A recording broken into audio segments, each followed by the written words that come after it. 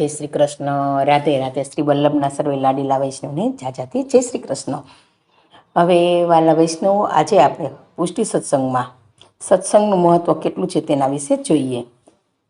एक घड़ी आधी में पुण्यात, जो जाय सत्संग में करे कोटी कटे कोटी अपराध। सत्संग एटले शुं? तो ए माटे आपणे एक दृष्टांत कथा जोईए कि एक वखत नारदजी बैठा बैठा नारायण नारायणना जप करी रह्या हता ने एक विचार आव्यो कि सत्संग एटले शुं। ते तो गया भगवान श्री कृष्ण पासे, जईने प्रणाम कर्या अने कह्युं कि प्रभु, बधा सत्संग सत्संग कहे छे, तो शुं सत्संग अने तेमनी शक्ति केटली? त्यारे भगवान श्री कृष्ण नारदजीने कहे छे कि तमे बहु सरस प्रश्न पूछ्यो। हवे तमे आ सत्संगनुं महत्व जाणवा माटे पृथ्वीलोकमां जाओ अने त्यां नदीने कांठे पीपळाना झाड़ उपर एक काचीडो तेमनुं मुख ऊंचું રાખીને બેઠો છે, ત્યાં જઈને કહો કે સત્સંગ એટલે શું અને તેમાં કેટલી શક્તિ રહેલી છે। એટલે નારદજી તો નારાયણ નારાયણ કરતા કરતા પૃથ્વીલોકમાં ચાલ્યા અને ભગવાન શ્રી કૃષ્ણને કહ્યું તે પ્રમાણે તે ચાલ્યા અને નદીને કાંઠે પીપળાના ઝાડ પર એક કાચિંડો હતો, તેનું મુખ ઊંચું કરીને બેઠો હતો। નારદજી ત્યાં જઈ કાચિંડાને કહ્યું કે સત્સંગ શું, તેની શક્તિ કેટલી? તે કાચિંડો તરત જ મરી ગયો। નારદજી તો પાછા આવ્યા અને ભગવાન શ્રી કૃષ્ણ પાસે કહ્યું, કાચિંડાને પૂછ્યું કે સત્સંગ શું? ત્યાં તો કાચિંડો મરી ગયો। ભગવાન શ્રી કૃષ્ણ કહે, નારદજી તમે પાછા પૃથ્વીલોકમાં જાઓ અને ત્યાં આંબાનો બગીચો છે અને તે બગીચામાં એક પોપટનું બચ્ચું છે, તેને પૂછો કે સત્સંગ શું, શક્તિ કેટલી? નારદજી તો ચાલ્યા પૃથ્વીલોક। આંબાના બગીચામાં આવ્યા, ત્યાં એક આંબાની દાળ પર પોપટનું બચ્ચું બેઠું હતું અને નારદજી ત્યાં આવી અને પોપટના બચ્ચાને કહે, સત્સંગ શું અને તેમાં કેટલી શક્તિ? ત્યાં પોપટનું બચ્ચું પણ મરી જાય છે। હવે આ બંને મરી જાય છે એટલે નારદજી તો વિચાર કરવા લાગે છે કે આમ કેમ? કાચિંડાને પૂછ્યું તો કાચિંડો મરી ગયો, પોપટના બચ્ચાને પૂછ્યું તો તે પણ મરી ગયું। વિચાર કરતાં કરતાં ચાલ્યા પાછા શ્રી કૃષ્ણ ભગવાન પાસે। નારદજી ભગવાન શ્રી કૃષ્ણ પાસે આવી અને કહે છે કે આમ કેમ બંને મરી ગયા, પોપટનું બચ્ચું અને કાચિંડો? ત્યારે ભગવાન કહે, નારદજી તમે હવે છેલ્લી વાર પૃથ્વીલોકમાં જાઓ, ત્યાં એક સુખ સમૃદ્ધિથી ભરપૂર નગરી છે અને ત્યાંના રાજાને ત્યાં કુંવરનો જન્મ થયો છે, તો કુંવરને જઈને પૂછો કે સત્સંગ શું?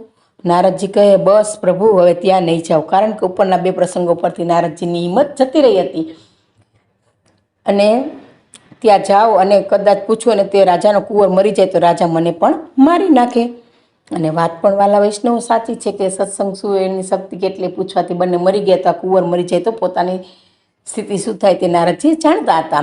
ત્યારે ભગવાન શ્રી કૃષ્ણે તેની વાતનું નિવારણ કરતાં કહ્યું કે નારદજી ત્યાં એવું નહીં થાય, તમને જવાબ ત્યાં જ મળશે, તમે જાઓ, મારી પર વિશ્વાસ કરો।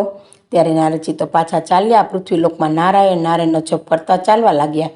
હવે શ્રી કૃષ્ણ ભગવાને કહ્યું તેમ સમૃદ્ધિભરી નગરી, ત્યાં ઉત્સવો ચાલે છે, ત્યાં રાજકુમારનો જન્મ થયો। હવે રાજ દરબાર ભર્યો છે, નારદજી ત્યાં જાય છે, બધા દરબારીઓ ઊભા થઈ જાય છે અને નારદજીનું સ્વાગત કરે છે। રાજા રાજગાદી પરથી ઊભા થઈ અને નારદજીને રાજગાદી પર આસન આપે છે। રાજા રાણી તેમના કુંવરને લઈ આવે, નારદજીના ખોળામાં મૂકી રાજા રાણી કહે, આ મારા કુંવરને તમે આશીર્વાદ આપો।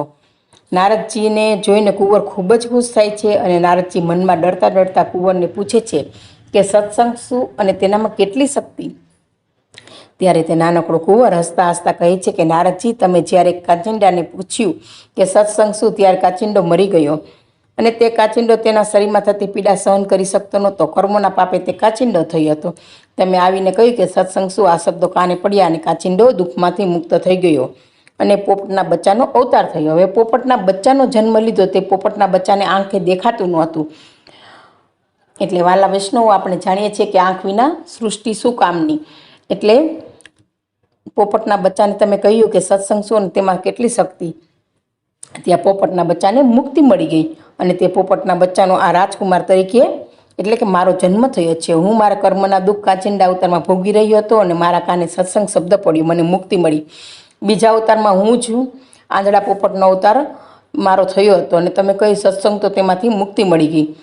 હવે સુખ સાહેબી અને દુઃખ વગરનો અવતાર મળ્યો, તો આ સત્સંગના શબ્દમાં એટલી શક્તિ છે કે કર્મના દુઃખમાંથી મુક્તિ મળે છે, શાંતિ મળે છે, સત્સંગ કરવાથી કેટલું પુણ્ય મળે છે, મોક્ષની પ્રાપ્તિ થાય છે। એટલે વાલા વૈષ્ણવો, સત્સંગમાં ખૂબ જ મોટી તાકાત રહેલી છે। નારદજી ખૂબ ખૂબ આશીર્વાદ આપ્યા, ભગવાન શ્રી કૃષ્ણની લીલાના દર્શન કર્યા। ભગવાનની લીલા તો અપરંપાર છે, એની લીલાને કોઈ કરી શક્યું નથી। આ એક વાલા વૈષ્ણવો દ્રષ્ટાંત કથા જ છે। તો આ રીતે સત્સંગનો મહિમા કેટલો તે આપણે જાણવા જોયું। હવે આજનો આ ગુજરાતી સત્સંગ છે એ પૂરો કરું છું અને આજે એક હિન્દીમાં સત્સંગ કરું છું. વૈષ્ણવ તો કોઈ ભણેલ ગણેલ હોય એની પાસે તેનો ભાવાર્થ થોડો જાણી લેજો. આ પુષ્ટિ સત્સંગમાં આપણે સત્સંગ મોટો કે તપ મોટો એના વિશે હિન્દીમાં આજે થોડી ચर्चा કરીશ. एक बार विश्वामित्र ऋषि और वशिष्ठ ऋषि में इस बात पर तकरार बहस हो गया, सत्संग बड़ा है या तप. अब विश्वामित्र जी ने कठोर तपस्या करके अपनी सिद्धियों तो प्राप्त की ही थी, इसलिए वे तप को ही बड़ा बता रहे थे, जबकि वशिष्ठ सत्संग को बड़ा कि महामूल्यवान महान दुर्लभ ही बताते थे. दोनों महात्माओं में द्वंद्व बढ़ गया. परस्पर कोई समाधान न होने से वे फैसला करने में प्रथम ब्रह्मा जी के पास गए. दोनों महान ऋषियों की बात वृत्तांत सुनकर ब्रह्मा जी ने विचार किया कि या मैं कोई एक ऋषि को पक्ष लेकर उपाधि ही मोल लेने समान करते हो. तासु कहा कि मैं तो अभी सृष्टि रचने के कार्य में मग्न हूँ, आप विष्णु जी के पास जाइए, वही आप दोनों का समाधान करेंगे. वहाँ से दोनों ऋषि विष्णु जी के पास पहुँचे. विष्णु जी ने सोचा कि यदि मैं सत्संग को बड़ा बताता हूँ तो माँ तामसी विश्वामित्र जी को प्रसन्न होंगे, साप आदि न दे, और यदि तप को विशेष बताओ तो वशिष्ठ जी के साथ अन्याय होगा. इसलिए उन्होंने यह कर टाल दिया कि अभी मैं सृष्टि के पालनादि में कार्य में व्यस्त हूँ. इस तरह दोनों में अगर एक का पक्ष खींचेगा तो एक दूसरे को लड़ाई हो जाएगी. इसलिए उसने कहा आप दोनों महादेव जी शंकर के पास चले जाओ. शंकर जी ने ही बहुत बड़ी चतुरता से कहा कि इन दोनों को ऋषियों को समाधान करने मेरे बस की बात नहीं है, इसका फैसला तो चतुर शेषनाग जी एटले अनंत ही कर सकते हैं. अब यह दोनों ऋषि शेषनाग जी के पास पहुँचे. शेषनाग जी ने पूछा, कहो ऋषि कैसे आना हुआ. वशिष्ठ जी ने संपूर्ण वृत्तांत कहकर कहा कि आप ही अब हमारा समाधान कीजिए कि सत्संग बड़ा है या तप. शेषनाग जी ने कहा कि मैं अपने सिर पर पृथ्वी का भार उठाता हूँ, यदि आप में से कोई भी थोड़ी देर के लिए पृथ्वी के भार को उठा ले तो मैं आप दोनों को समाधान का फैसला कर सकूँ. यह सुनते ही महान तपस्वी विश्वामित्र जी तुरंत ही अहंकार में भरकर गर्जना करी कि हे पृथ्वी, में संपूर्ण जन्म भर के मेरे तप के फल का दान करूँ. हे पृथ्वी, तू मेरे हृदय की स्कंद में आ जा. पर पृथ्वी रंच ही नहीं हिली. तब वशिष्ठ ने प्रार्थना किया कि मैं अपने क्षण भर का आधी घड़ी का सत्संग का फल दान देता हूँ. हे पृथ्वी, तू मेरे स्कंद में आई हो, आजा. सद्य ही पृथ्वी शेषनाग जी के स्कंद से उतरकर वशिष्ठ जी के हृदय में आई पहुंची. तो वाला वैष्णव, आप जानते हैं कि सत्संग का नाम सुनकर पृथ्वी उसके कंध पर आ गई. तब परम चतुर शेषनाग जी कहने लगे कि अब फैसला हो ही चुका है. तब विश्वामित्र जी कहने लगे, हमारी बात का फैसला तो हुआ ही नहीं. तब शेषनाग जी कहने लगे कि विश्वामित्र जी, आपके पूरे जीवन के तप के फल देने पर भी पृथ्वी रंच ही हिली नहीं. और वशिष्ठ ने जैसे आधी घड़ी के सत्संग का फल दान से पृथ्वी चलायमानी हो गई. तब विश्वामित्र के मन को समाधान हुआ और सहज हो गया कि सत्संग का फल महान है, सर्वोपर है, सर्वोत्कृष्ट है और निरुपद्रवी है, अमोघ है. जाकी पराकाष्ठा को कोई हु प्राप्त नहीं हो सके. वो सत्संग के ही एक फल की समानता स्वर्ग सुख की मोक्ष एटले मुक्ति के समान हुई नहीं हो सके. तासु यह संसार में अधिक्षण को सत्संग हो महान निधि के भंडार रूप हो, कि जा सत्संग रूप निधि में से सर्वदा सर्व समय भाव